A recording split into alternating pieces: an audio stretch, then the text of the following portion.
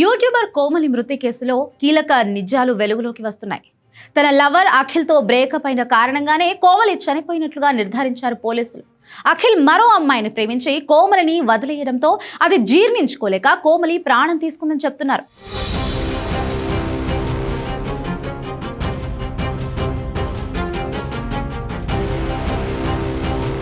హైదరాబాద్ రాయదుర్గం పరిధిలో ప్రముఖ యూట్యూబర్ కోమలి ఆత్మహత్య కలకలం రేపింది. మణికొండ చిత్రపురి కాలనీలో తన మామ ఇంట్లో ఉంటూ మల్లారెడ్డి యూనివర్సిటీలో బీఎస్సీ చదువుతోంది కోమలి.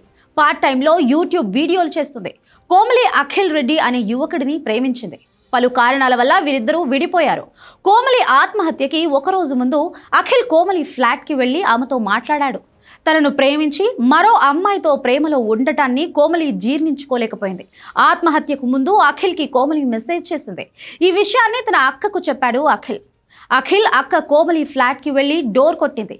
ఎంతసేపటికి తీయకపోవడంతో తిరిగి వెళ్లిపోయింది. కానీ ఈ విషయం పోలీసులకు సమాచారం ఇవ్వలేదు.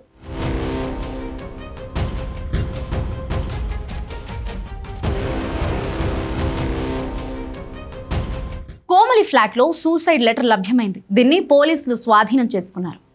నేను ముందుకు సాగడానికి భయపడుతున్నాను, ఎందుకంటే అతను తిరిగి వస్తే వదిలేయాలి అని నాకు తెలుసు.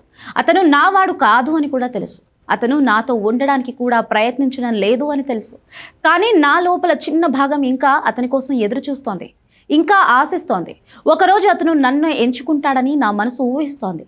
అందుకే ముందుకు సాగడం అసాధ్యంగా అనిపిస్తుంది. ఎందుకంటే నేను చివరికి వెనక్కి తిరిగి నడిచి వెళ్లిన క్షణంలో అతను తిరిగి వచ్చి నన్ను వెతికితే అని సూసైడ్ లెటర్లో రాసుకొచ్చింది. ఈ లెటర్ ద్వారా అఖిల్తో ఉన్న ప్రేమ వ్యవహారమే కోమలి మృతికి కారణమని నిర్ధారించారు పోలీసులు.